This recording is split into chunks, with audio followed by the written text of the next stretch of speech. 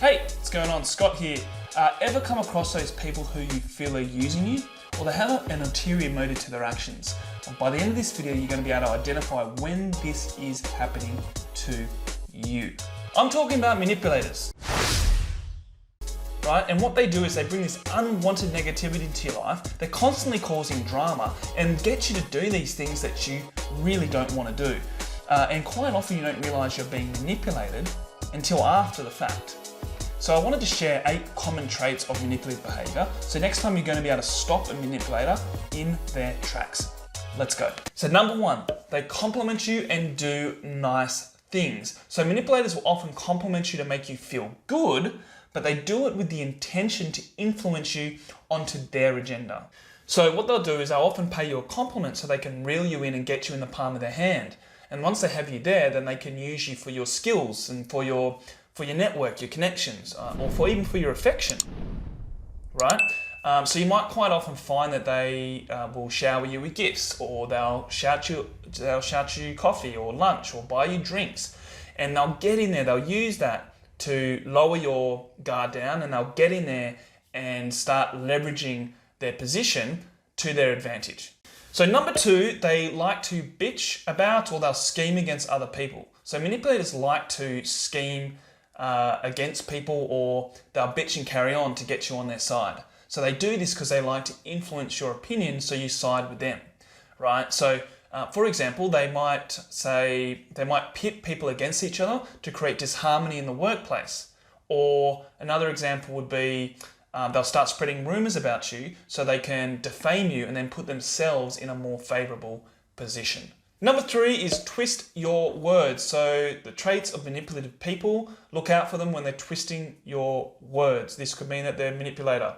So probably best way to outline this is, have you ever had your words paraphrased and then spun to fuel someone else's argument or to make their point sound better?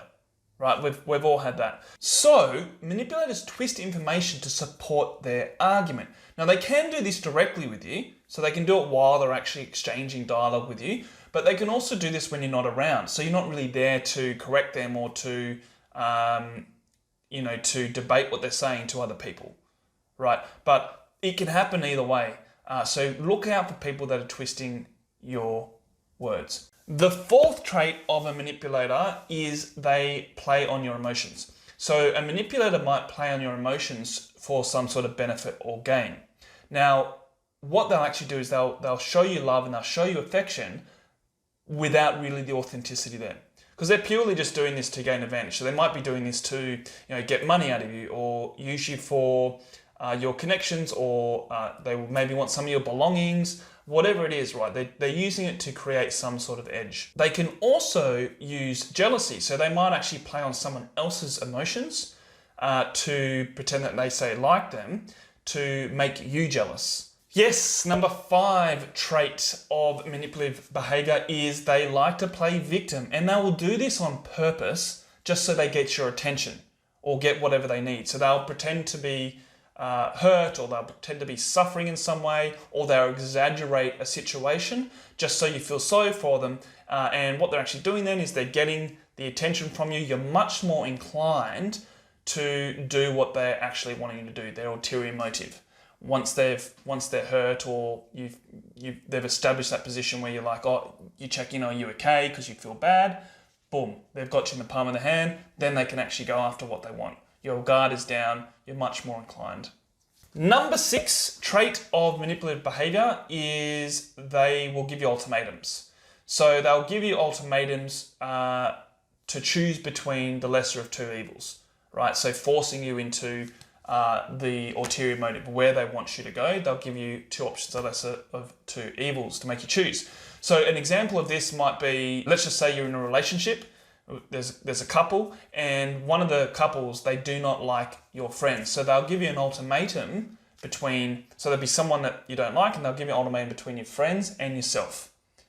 All right? Or maybe there's a breadwinner. So someone in the relationship is the one that's bringing in the money. And they'll use that position to enforce rules on the relationship. So they might threaten to take away, sorry, that's a fly. They might threaten to take away money or control the money so they get what they want. Number 7 is guilt trips. So a trait of a manipulative person is they like to use guilt trips. Now they do this to obviously get something that they want, as all manipulators always have an agenda, but they'll look for things that you don't do well, or maybe things that you don't do at all, and they will target those things. So for example, you might be in an influential position at work, and they will say, hey, you know what? Anna gets me a coffee every morning and she compliments me on what I wear. Now, what they're really hoping is to get more attention from you. They're hoping that you might be able to buy them coffee or do favors for them. So number 8 trait of a manipulative person, they will target your confidence.